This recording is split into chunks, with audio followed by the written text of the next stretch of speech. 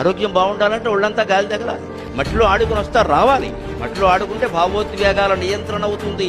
పిల్లల్ని మట్టిలో ఆడుకోనివ్వాలి. తర్వాత ఒళ్ళంతా శుభ్రం చేయాలి. అప్పుడు వాడి మనస్సులో ఎగరాలి, దూకాలి, మట్టి అవ్వాలి, కడుక్కోవాలనే రకరకాల ఎమోషన్స్ ఉన్నాయి, ఫీలింగ్స్. ఆ భావోద్వేగాల నియంత్రణ కావాలంటే మట్టిలో ఆడుకోవాలి. మట్టిలో పిల్లల్ని ఆడనివ్వాలి. మట్టి అంటుకుంటే ఏదో అవుతుందంటే రేపు దేన్ని అంటుకోడు, ప్రతిదానికి భయపడి చచ్చిపోతూ ఉంటాడు. మట్టిలోనే ఆడాలి, బురదలోనే ఆడాలి, రావాలి, కడగాలి.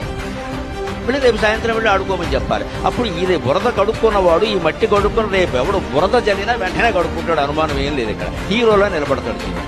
ఇప్పుడు బురద అంటేనే భయపడేలా చేస్తే, మట్టి అంటేనే భయపడేలా చేస్తే ప్రతి తిట్టుకి భయపడి చచ్చిపోతుంది. వాడు ఏదో అన్నాడు, వీడిదో అన్నాడు, ఎవడు ఏది అనకుండా ఎలా ఉంటారంటే నువ్వు పట్టించుకోకు, వదిలేయి. వాడు అంటే అన్నయ్య, నువ్వు పట్టించుకోవాలి.